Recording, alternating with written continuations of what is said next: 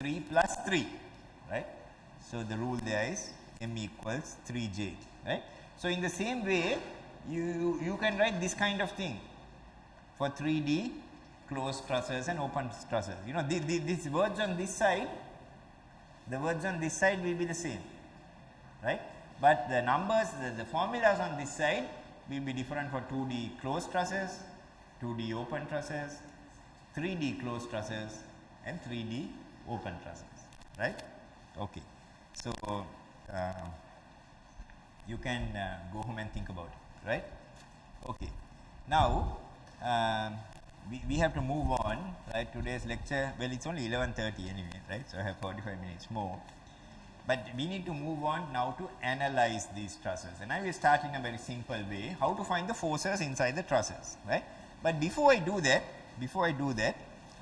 now I am going to use the other, my other sheets of paper which are of a Word document, right? So I need to get the Word document on the screen also, right? Trusses only by straight lines and joints, right? But a real truss looks like something you get here, right? So if you are a civil engineer, well, when you start off working, you might have to do drawings like this, right? Then you can get, you know, a structural drafts person, right? Draftsman or draftswoman to do the drawings for you. Then such people may be able to use software called AutoCAD again to produce it directly, so that you can correct any mistakes very easily, right? But you know, it's very detailed, right? And you can see, one is to show that, you know, there is a difference between what is called a real truss and what we call an ideal truss. So right at the start of my definition, I said a truss can be idealized as being connected by frictionless pin joints and having only axial loads. That's the idealization, right? So now if you think about some of these things where you have talked about, you know, idealization, I think one area you may have looked at is ideal gases, right? So you have real gases and ideal gases, right? So ideal gases are ones where certain assumptions are made so that the mathematics is easier. That's what we are doing here also, right? So you have the real world and you have the ideal world, right? Okay, these ideas actually, you know, some of these ideas that we have in engineering and mathematics and physics go all the way back to ancient Greece, right? 6th century BC, right? So Plato, of course, was 3rd century BC. He was a person who talked about the real world and the ideal world. So for example, let me give you an example. So this is a chair, right? So now what you see on the stage there, if you can see under that blackboard, that is also a chair, right? Okay, I mean, you know, a small child might have difficulty in understanding why this is a chair and that is also a chair, right? So you know, sometimes, you know, at home in your living room or whatever it is, you will have chairs where you can, you know, lie down and relax comfortably, right? In your dining room, around your table, you will have chairs with straight backs, but without this kind of thing, right? But they are all called a chair, right? So a chair is an ideal concept. It can have many realizations. So similarly, you know, this truss is idealized in this kind of way. What the exact detail that is represented by that is, that can change, right? Now here it is shown as a timber truss, right? Now we can make this out of steel elements also, right? We could even make it out of concrete elements having the same shape, right? So the detail will be very different, right? At the same time, you know, when we are doing the mathematics, we are not interested in the detail. We just want the broad picture, right? We cannot cope with the details when we are doing mathematics, right? So in this process of idealization, we are also making some assumptions, right? But through practice and experience, we have found that the assumptions are not too bad to make, right? Say if you look at this one here, so this is part of the truss, but on top of the truss there are maybe something like asbestos roofing sheets, right? Now these asbestos roofing sheets are connected or supported on the truss by what is called a purlin, right? You don't need to know these names, right? So you can see that this purlin is transferring load to this truss, not at this joint but in between the joint. And from your knowledge of bending moments and things, you would understand that this is supported here and here. Of course, the beam itself is inclined. It is loaded somewhere in the middle, so there is definitely going to be bending moment, right?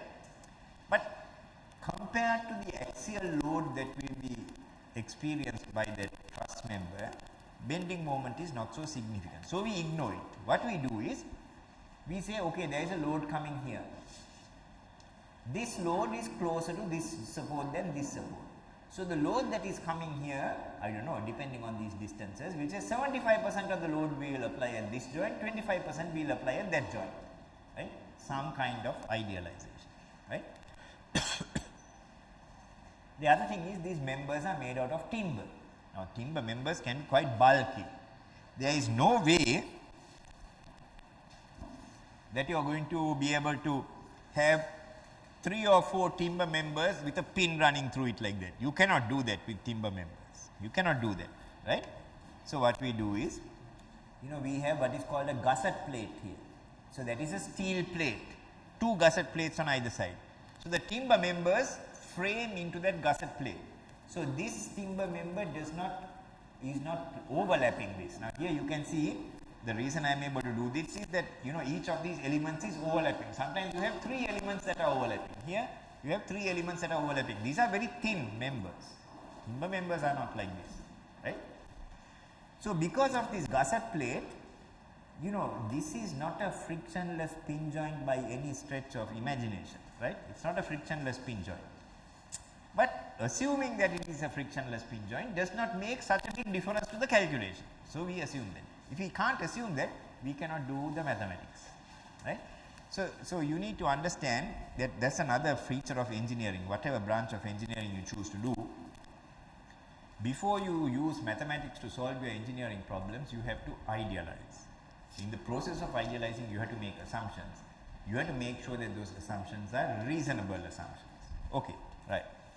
Okay, so let's go on to these are just different types of loads. Normally wind loads are applied perpendicular to the surfaces like this, and dead loads, that is loads, dead means the load is not dead, but it cannot walk around, right? Meaning the load of the truss itself, sometimes that's called dead loads, right? Okay, so don't worry about that so much, but there can be loads that are perpendicular to the surface or other loads that are vertical. Most loads are vertical because of gravity, right?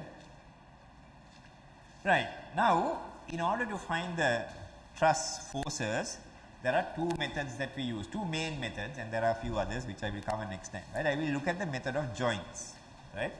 So this one I think you have done for A levels also, so it will probably be an easy introduction, right? But I will set you an example which is not so easy. You have to think a bit about it, right? Now, the principle or the basis for this method is to say that if you have a truss in equilibrium, then every joint of that truss also must be in equilibrium, right? And so we can find the members, forces in the members, by going to each joint in turn and writing the equations of equilibrium, right? So I said, generally speaking, for a 2-dimensional structure, there are 3 equations of equilibrium: vertical, horizontal, moment. Now we cannot use moment equilibrium in this method because, number 1, now if I show this example here, at this joint, I cannot write a moment equilibrium equation because, number 1, this is a frictionless pin joint, so the moment there is 0. Number 2, both the load and the 2 member forces, they are actually going through that joint. So the moment due to those is 0. So if you want to write a moment equilibrium equation for this problem, at this joint C, you can write 0 plus 0 plus 0 equals 0, right? It will not help you to solve the problem. So for these trusses, because they carry only axial loads, those 3 equations become 2: vertical equilibrium,